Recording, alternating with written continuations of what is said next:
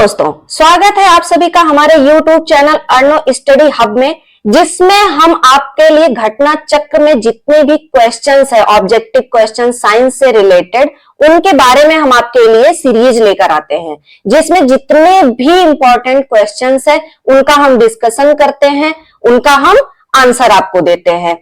इसमें हम आपको डायग्रामेटिक तरीके से भी दिखाते हैं, जिसमें आपको समझ में आ जाए कि एग्जैक्टली इस क्वेश्चन में क्या पूछ रहा है। तो हमने साइंस से 2 चैप्टर कर लिया है, वर्गीकी का जो कि कंप्लीट हो चुका है। तो इसमें जो है आज का जो हमारा नया चैप्टर है वो है कोशिका।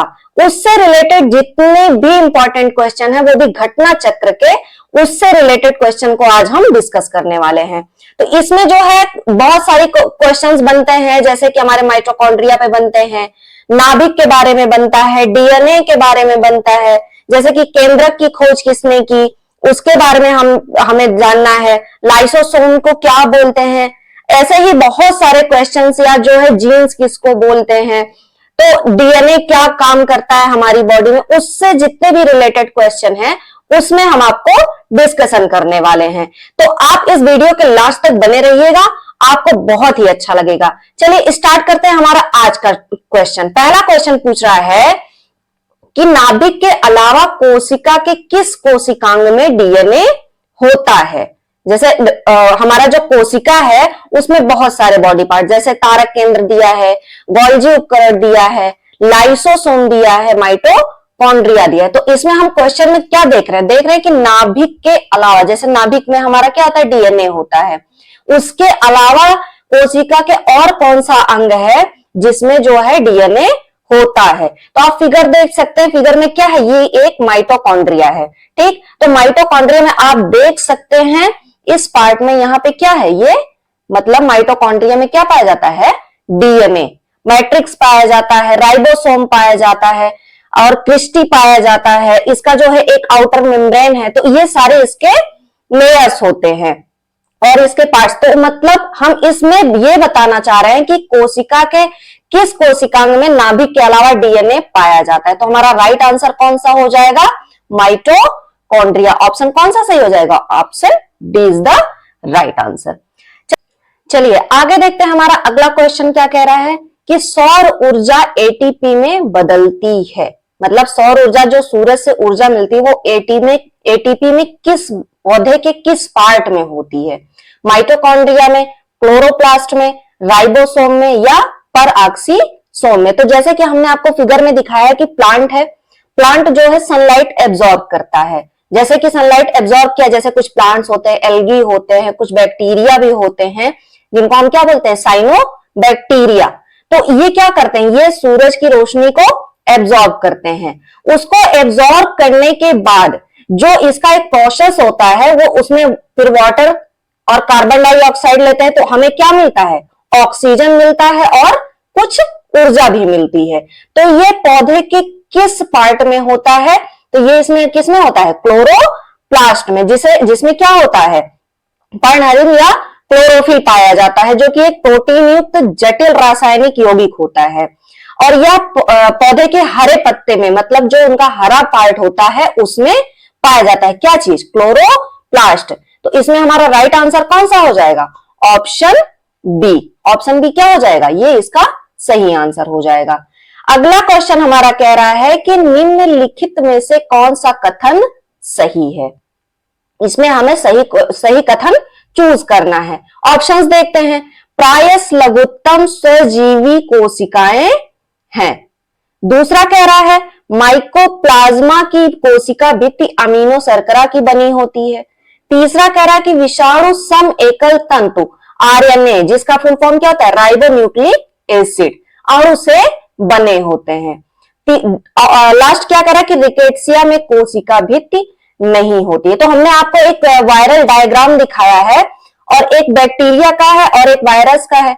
तो आप इसमें देख सकते हैं कि बैक्टीरिया में क्या है, डीएनए पाया जा रहा है, लेकिन हमारा जो वायरस है, जैसे टीएमवी का ये एक टोबैको मोज़ेक वायरस है, इसमें क्या है, आरएनए पाया जा रहा है। ठीक, तो इसमें क्या होता है कि विषाणु जो होते हैं सम एकल तंतु आरएनए अणु से बने होते हैं, या एचआईवी का आप डायग्राम दे सकते हैं। तो इसमें भी हमारा क्या पाया जा रहा है, इसमें भी आरएनए प्रेजेंट है। तो इसका राइट आंसर कौन सा हो जाएगा, ऑप्शन सी, कि मतलब विषाणु जो होते हैं वो जो है समएकल तंतु आरएनए अणु से बने होते हैं। तो इसका राइट आंसर हो गया ऑप्शन सी। अगला हमारा क्वेश्चन देखते हैं। अगला कह रहा है कि साधारण मानव में गुणसूत्र होते हैं। गुणसूत्र हमारा जो क्या होता है, गुणसूत्र किसको बोलते हैं, जो कि पीढ़ी दर पीढ़ी जो है हमारे जो लक्षण होते हैं उनका क्या करता है, ट्रांसफर करता है, एक पीढ़ी से दूसरी पीढ़ी में लेके जाता है, उसी को हम गुणसूत्र बोलते हैं। तो हमारे मानव शरीर में कितने गुणसूत्र होते हैं, 36 होते हैं, 46 होते हैं, 26 होते हैं या 56 होते हैं। तो इसमें हमारा राइट आंसर कौन सा हो जाएगा, आप देख सकते हैं कि मतलब 22 सेम होते हैं, ऑटोसोम्स होते हैं, जो कि मतलब स्त्री और पुरुष दोनों में समान होता है। लेकिन जो लास्ट वाला क्रोमोसोम होता है वो सेक्स क्रोमोसोम उसको बोलते हैं। इसी से जो है जेंडर का वितरण होता है। जैसे कि अगर एक्स का एक्स से हुआ तो लड़की होगी, और अगर एक्स का वाई से होगा तो क्या होगा, लड़का होगा। यानी कि सेक्स क्रोमोसोम किसमें प्रेजेंट होता है, ये ओनली किसमें होता है, ये पुरुषों में पाया जाता है, ना कि स्त्रियों में। तो एक्स वाई जो क्रोमोसोम होता है ये पुरुषों में प्रेजेंट होता है। तो कुल मिला के हमारे अंदर कितने गुणसूत्र हुए, इसमें हमारे हो गए 46 गुणसूत्र। तो इसमें हमारा राइट आंसर कौन सा हो जाएगा, ऑप्शन बी।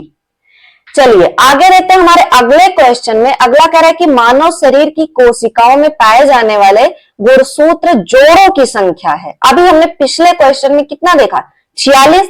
तो 46 का मतलब कितने जोड़ी हो गए, 23 जोड़ी, जो क्या होते हैं, ये हमारे मानव शरीर में पाए जाते हैं 23 जोड़ी।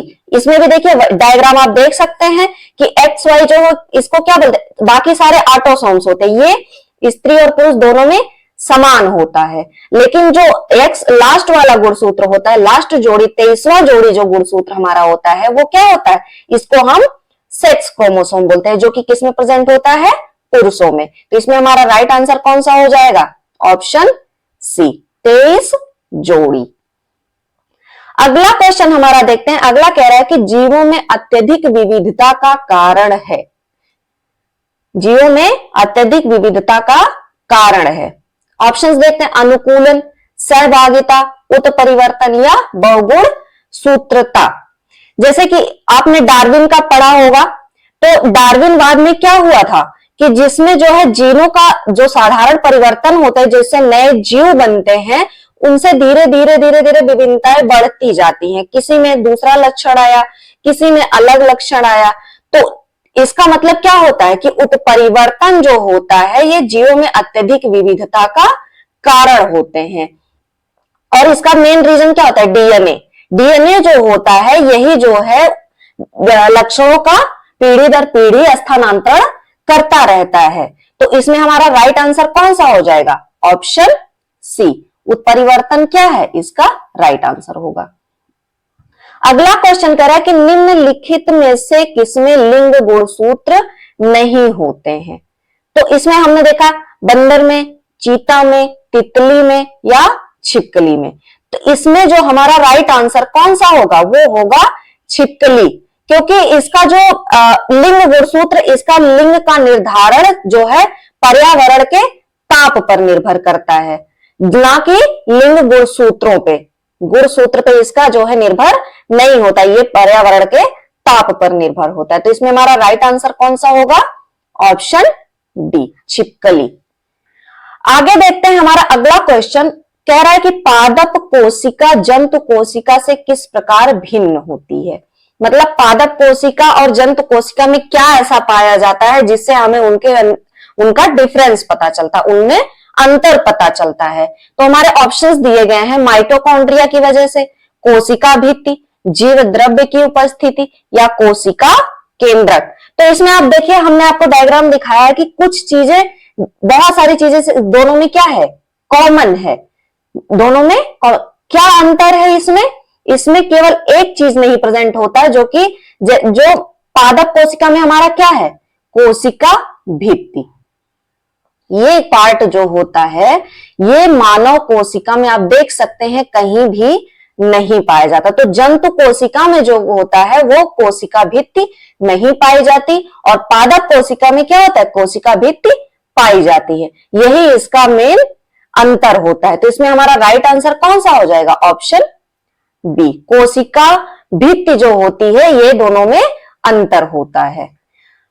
अगला हमारा क्वेश्चन कह रहा है कि जंतु कोशिका में निम्न में से क्या अनुपस्थित होता है। ऑप्शंस हमारे देखते हैं, सेलुलोज की कोशिका भित्ति, केंद्रक, माइटोकॉन्ड्रिया या इनमें से कोई नहीं। तो अभी हमने पिछले क्वेश्चन में ही क्या देखा था कि जंतु कोशिका में जो है कोशिका भित्ति नहीं थी और पादप कोशिका में क्या है, कोशिका भित्ति पाई जाती है। तो इसमें हमारा राइट आंसर कौन सा हो जाएगा, ऑप्शन ए, सेलुलोज की कोशिका भित्ति जो है ये पादप कोशिका में पाई जाती है और जंतु कोशिका में नहीं पाई। तो वही हमारा राइट आंसर हो जाएगा कि जंतु कोशिका में निम्न में से क्या अनुपस्थित होता है, तो सेलुलोज की कोशिका भित्ति। आगे देखते हैं हमारे अगले क्वेश्चन में क्या कह रहा है कि जैव कोशिका का कौन सा भाग पावर हाउस कहलाता है।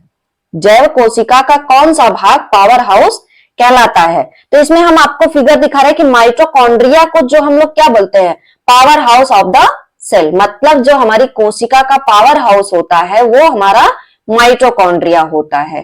ठीक, ये श्वसन संबंधी सारी क्रियाएं होती इसमें। ठीक, और चूंकि मतलब ये अंतिम चरण में जो होता है अधिकांश ऊर्जा उत्पन्न होती है, इसीलिए माइटोकॉन्ड्रिया को कोशिका का श्वसनांग या पावर हाउस कहा जाता है। और माइटोकॉन्ड्रिया जीवाणु और नील हरित शैवाल को छोड़कर शेष सभी सजीव पादप एवं जंतु कोशिका में पाए जाते हैं। ठीक, तो इसमें हमारा राइट आंसर कौन सा हो जाएगा, ऑप्शन सी, माइटोकॉन्ड्रिया। आगे बढ़ते हैं हमारे अगले क्वेश्चन की तरफ। अगला कह रहा है कि निम्न में से किस कोशिकांग को कोशिका का पावर हाउस कहा जाता है। देखिए सेम क्वेश्चन है, बस खाली उसका जो है पूछने का तरीका बदल दिया गया, अलग एग्जाम्स में पूछ लिया गया। बस आपको क्वेश्चन को क्या करना है, अच्छे से पढ़ना है और समझना है कि उसमें हमसे पूछ क्या रहा है। तो पिछला ही क्वेश्चन है, बस खाली पूछने का तरीका बदल दिया है कि निम्न में से किस कोशिका, कोशिका के किस अंग को कोशिका का पावर हाउस कहा जाता है। तो हमने पिछले ही क्वेश्चन में पढ़ा क्या, माइटोकॉन्ड्रिया। तो इसमें हमारा राइट आंसर कौन सा हो जाएगा, ऑप्शन बी।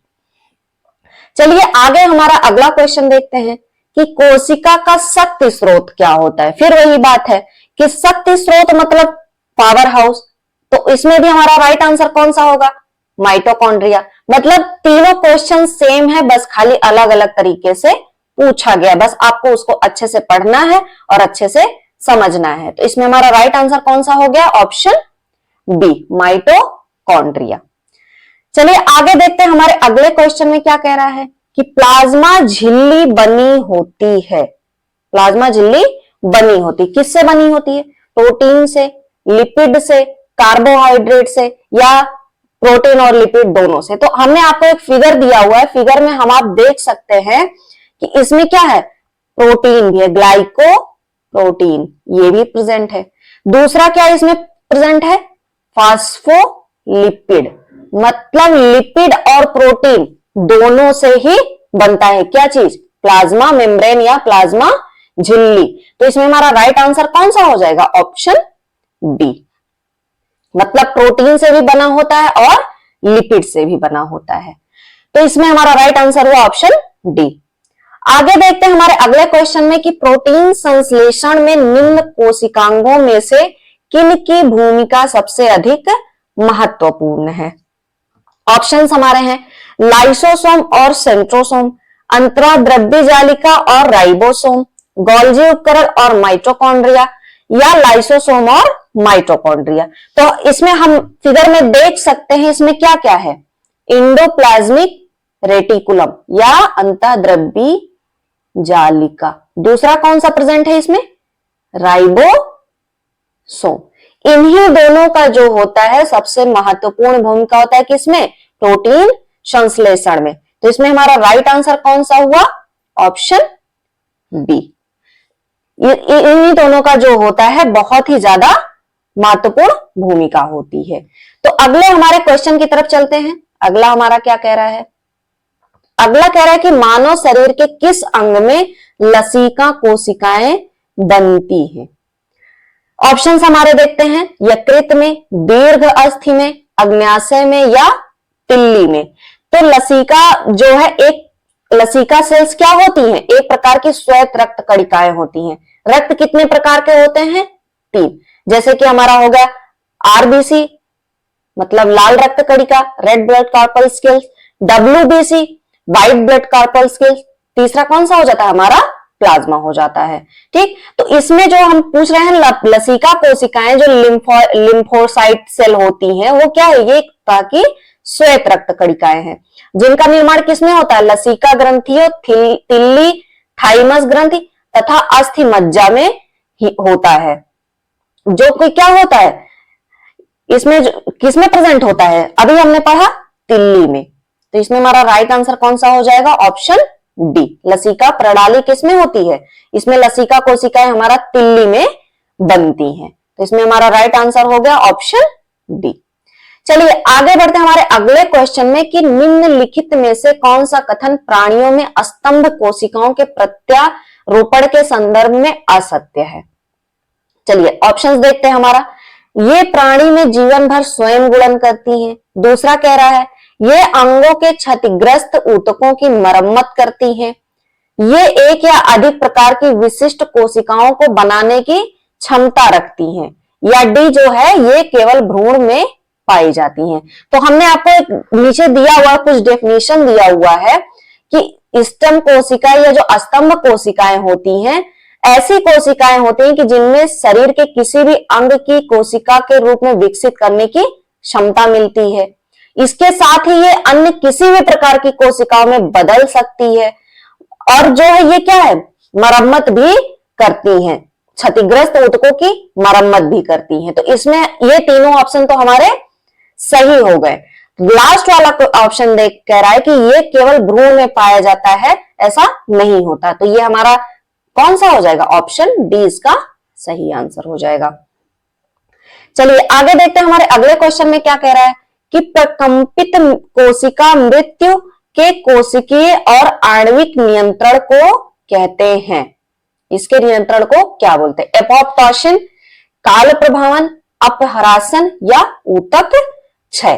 तो इसमें हमने आपको एक डेफिनेशन दिया है कि एपोप्टोसिस जो होता है ये कोशिका मृत्यु का एक रूप है जो कि तब होता है जब कोशिकाएं स्वाभाविक रूप से स्वयं नष्ट हो जाती या मर जाती हैं।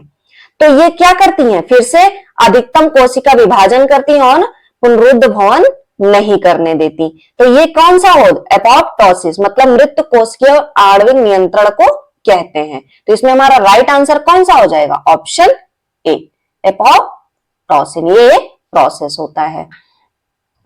अगला देखते हैं हमारे अगले क्वेश्चन में क्या कह रहा है कि हमारे तंत्र में अधिकतम एटीपी अणुओं को उत्पन्न करने वाला पद है। ग्लूकोज का अपघटन, क्रेब्स चक्र, अंतिम श्वसन श्रृंखला या जल अपघटन। तो इसमें जो हमारा राइट आंसर कौन सा हो जाएगा? Krebs cycle. क्रेब्स साइकिल्स में क्या होता है? ये जो है एक कोशिकीय श्वसन का एक भाग है। इसमें जो ग्लूकोज कार्बन डाइऑक्साइड में ऑक्सीकृत जो होता है, ऑक्सीकृत हो जाता है और ऑक्सीजन पानी में अपचयित हो जाता है और इस प्रक्रिया में निकलने वाली ऊर्जा जो है एटीपी के रूप में संग्रहित होती है और प्रत्येक ग्लूकोज अणु से 36 से 38 एटीपी बनने, मतलब अधिकतम एटीपी अणुओं को उत्पन्न करने वाला पद कौन सा हो जाएगा? हमारा क्रेब्स चक्र। तो इसका राइट आंसर कौन सा हो जाएगा? Option B. चलिए आगे देखते हैं हमारा अगला क्वेश्चन क्या कह रहा है कि पादप कोशिका की कौन सी संरचना निर्जीव होती है? मतलब इसमें कौन सा ऐसा पार्ट है जो निर्जीव होता है? नाभिक, कोशिका भित्ति, साइटोप्लाज्म या माइटोकॉन्ड्रियन। तो आप जैसे कि फिगर में देख सकते हैं कि ये जो कोशिका भित्ति है ये सबसे ऊपरी लेयर है, ऊपरी लेयर है। इसमें जो होता है इसमें ये संरचना को क्या होती है? ये निर्जीव होती है। तो इसमें हमारा राइट आंसर कौन सा हो जाएगा? कोशिका भित्ति, ऑप्शन बी। चलिए आगे बढ़ते हैं हमारे अगले क्वेश्चन में। कह रहा है कि जंतु कोशिकाएं आपस में जुड़ी होती हैं। किसके द्वारा जुड़ी होती हैं? प्लाज्मा झिल्ली के द्वारा, कोशिका भित्ति के द्वारा, डेस्मोसोम के द्वारा या प्लाज्मोडेस्माटा के द्वारा।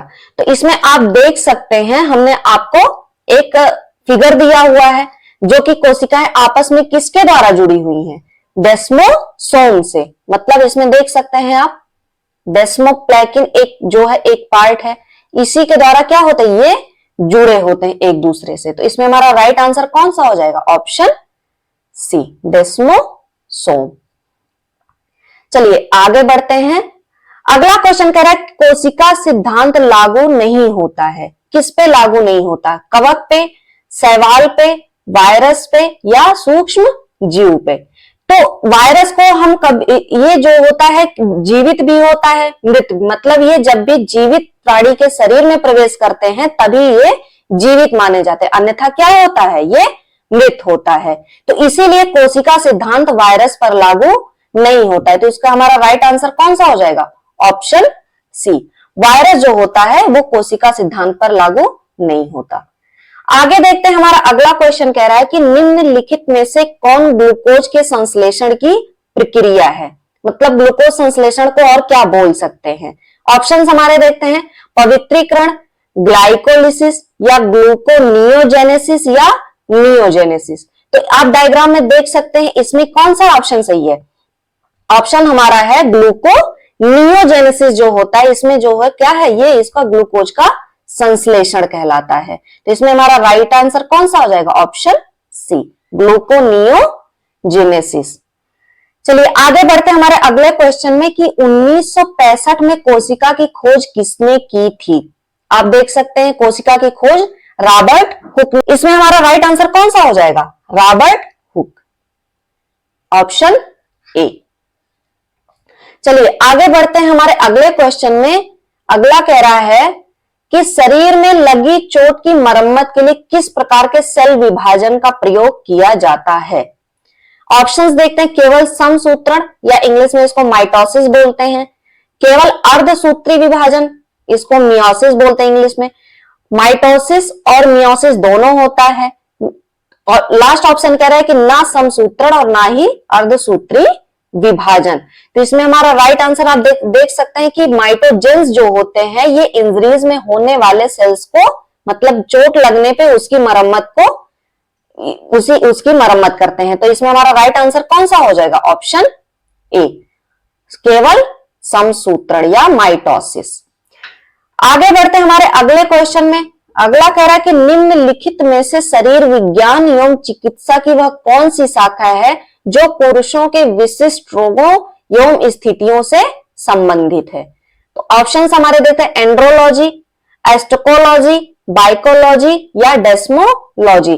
तो एंड्रोलॉजी जो होता है ये पुरुषों के होने वाले रोगों, खासकर जो उनके जेनेटिक रोग होते हैं या उनके सेक्स जो प्रॉब्लम्स होते हैं, सेक्सुअल प्रॉब्लम्स होते हैं, उन पे जो है ये वर्क करता है। तो एंड्रोलॉजी मेनली किस पे होता है, ये मानव मनुष्य के लिए, पुरुषों के लिए होता है। तो इसमें हमारा राइट आंसर कौन सा हो जाएगा, ऑप्शन ए, एंड्रोलॉजी।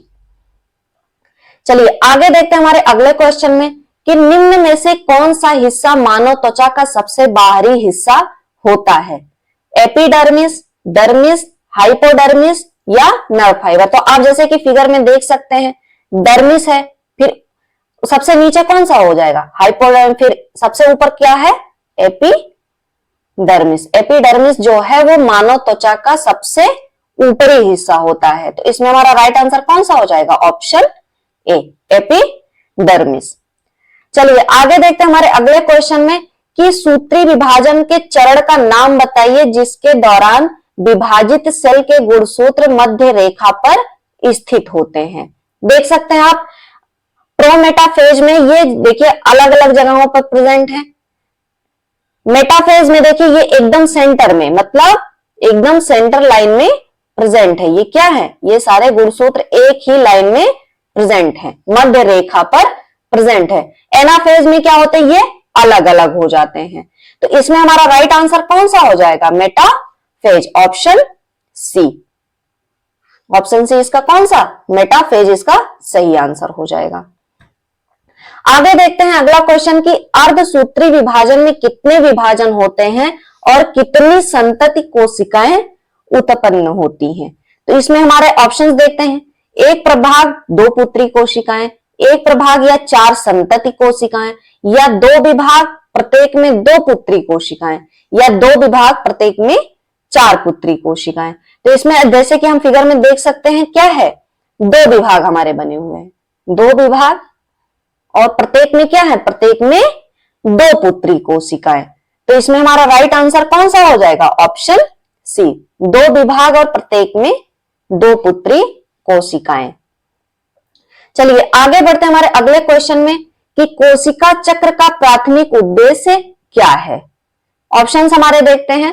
क्षतिग्रस्त कोशिकाओं की मरम्मत करना, ऊर्जा उत्पन्न करना, नए कोशिकाओं का निर्माण करना, या अपशिष्ट पदार्थों को हटा देना। तो इसमें आप सेल साइकिल देख सकते हैं, इंटरफेज, प्रोफेज, फिर उसके बाद मेटाफेज, फिर अर्ली एनाफेज, फिर लेट एनाफेज, फिर टीलोफेज, फिर एब्सिशन, फिर उसके बाद क्या, नई कोशिकाएं, मतलब 2 डॉटर्स के सेल्स का निर्माण हुआ, मतलब नए कोशिकाओं का निर्माण हो गया। तो इसमें हमारा राइट आंसर कौन सा हो जाएगा, ऑप्शन सी, नई कोशिकाओं का निर्माण करना। चलिए अगला क्वेश्चन हमारा कह रहा है कि कोशिका विभाजन का एक रूप है जिसके परिणाम स्वरूप युग्मक या यौन कोशिकाओं का निर्माण होता है। तो इसमें आप देख सकते हैं मियोसिस ऐसा प्रोसेस है जिसके परिणाम स्वरूप युग्मक या यौन कोशिकाओं का निर्माण होता है। देखिए sperm, meiosis forms sperm egg, sex cells और गैमेट्स, मतलब इन्हीं से हमारा क्या बनता है, मियोसिस ही एक ऐसा प्रोसेस होता है जो क्या है, युग्मक यौन कोशिकाओं का निर्माण करता है, मतलब स्पर्म सेल और एग सेल। तो इसमें हमारा राइट आंसर कौन सा हो जाएगा, ऑप्शन बी, मियोसिस या अर्धसूत्री विभाजन। उम्मीद है आपको ये क्लास पसंद आया होगा। अगर आपको क्लास अच्छा लगा हो तो अपने साथियों को शेयर करिए, लाइक करिए, चैनल को सब्सक्राइब करिए, और आगे भी हम आपको नई नई वीडियोस लेकर आते रहेंगे। Thank you.